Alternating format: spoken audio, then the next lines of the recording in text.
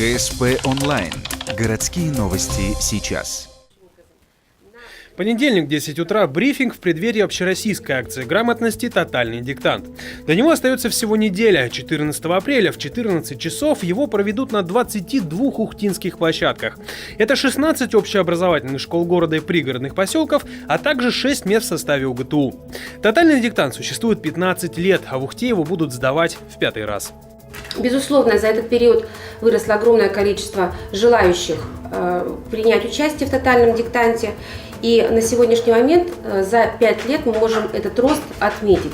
Если в первом году, в 2014 году, когда мы принимали участие в акции, было всего 2 площадки и было чуть более 100 человек, то на сегодняшний момент мы можем отмечать уже прогрессивный рост. Более 500 человек в прошлом году приняли участие, и надеемся, что данная тенденция будет продолжаться в дальнейшем. Тексты для тотального диктанта в этом году создала российский писатель Гузель Яхина. Всего отрывков 3 под названием «Утро, день и ночь». Кстати, они потом войдут в состав нового романа автора. Читать тексты в Ухте будут исключительно педагоги, а подтянуть знания перед сдачей можно бесплатно в рамках городской акции «Русский язык по пятницам». На базе 20-й и 3-й школ всем желающим преподают премудрости родного языка. Отдельная тема — иностранцы на тотальном диктанте. В этом году проверить свои знания в русском смогут и гости страны.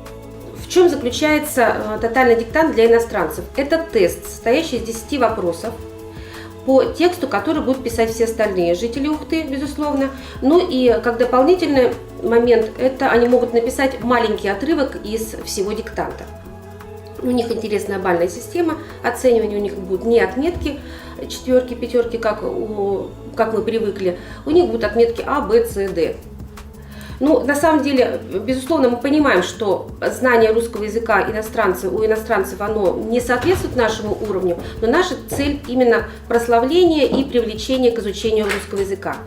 Следить за трансляцией тотального диктанта или пройти проверку онлайн можно на сайте totaldict.ru. Там же нужно зарегистрироваться, если потом вы хотите узнать оценку. А вот на одной из площадок Ухты, где вы решите сдать тотальный диктант заранее, регистрироваться не надо. После написания тексты проверят в Ухте, а затем до 18 апреля отправят данные в Новосибирск на сверку. Соответственно, узнать результаты можно будет после 19 апреля на сайте totaldict.ru. Получить свою работу на руки можно в управлении образования.